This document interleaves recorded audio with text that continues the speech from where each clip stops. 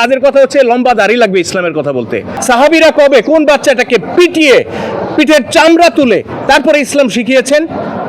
এখন আমরা বলেছি এই ইসলামটা ইসলাম না, এটা রাসূলুল্লাহর ইসলাম না। আমার বোন এখানে বসে আছেন, আপনি তাকে বেপরদা বলতে পারবেন? আপনি তাকে বেপরদা বলতে পারবেন না। আল্লাহ যতটুকু পর্দা করতে তাকে বলেছে সে ততটুকু মেনটেন করেছে। ওয়েল, ভালো কথা। আপনি যতটুকু মাদ্রাসায় বসে আপনি একটা ফতোয়া দিলেন যে পর্দা করতে হলে চোখ ছাড়া আর কিচ্ছু দেখা যাবে না, বাকি সব ডেকে ফেলতে হবে। আমি বলেছি কোরআন বের করে দেখান। যদি কোরআন বের করে দেখান, আমি আমার বোনকে বলবো কালকে থেকে তুমি রাস্তায় বের হওয়ার সময় তোমার চোখ ছাড়া যেন আর কিচ্ছু না দেখা যায়। তারা আমাদেরকে দেখাইতে পারে নাই। আমরা চ্যালেঞ্জ করেছি যে আপনি আল্লাহর কিতাব, আল্লাহর বিধান, পর্দা কতটুকু একজন নারী পর্দা করবে তার বিধান দেয়ার এখতিয়ার একমাত্র আল্লাহর। আল্লাহ ছাড়া দ্বিতীয় কোনো সত্তা, দ্বিতীয় কোনো অথরিটি এখানে নাই। কিন্তু তারা নিজেরা অথরিটি সেজে বসে আছেন।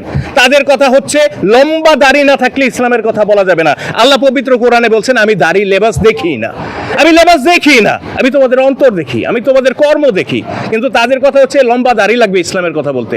তো আমরা বলেছি এই ইসলামটা ইসলাম, প্রকৃত ইসলাম না। রাসূলুল্লাহ সাল্লাল্লাহু আলাইহি সাল্লাম যে ইসলাম প্রতিষ্ঠা করেছিলেন, যে ইসলাম সমাজ থেকে অন্যায় অবিচার সমস্ত কিছু দূর করে সেখানে ন্যায় বিচার শান্তি নিরাপত্তা প্রতিষ্ঠা করেছিল। আল্লাহ রসুল বলেছেন সানা থেকে হাজরামাউত পর্যন্ত 350 কিলোমিটার দূরত্ব। তিনি বলছেন একা একজন সুন্দরী যুবতী অলংকার পরিহিতা নারী হেঁটে যাবে একা।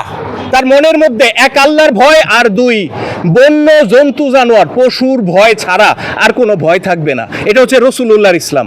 তিনি বলছেন সানা থেকে হাজরামাউত পর্যন্ত। আমরা বলি না টেকনাফ থেকে তেতুলিয়া, ঠিক রাসূলুল্লাহ এই কথাটা বলছেন সানা থেকে হাজরামাউত পর্যন্ত একটা নারী একা অলংকার পরিহিত যুবতী নারী বলছেন, কিন্তু বুড়ি বলেন নাই। বুড়ি, ওনারা তো বুড়ির সাথে হাত মিলান, যে বুড়ির সাথে হাত মিলানো জায়েজ, তো বুড়ি বলেন নাই, বলছেন যুবতী অলংকার পরিহিত সুন্দরী নারী একা হেঁটে যাবে। মনের মধ্যে আল্লাহর ভয়, জন্তু জানোয়ারের ভয় ছাড়া কোনো ভয় থাকবে না। আমি সেই সমাজ প্রতিষ্ঠা করতে এসেছি।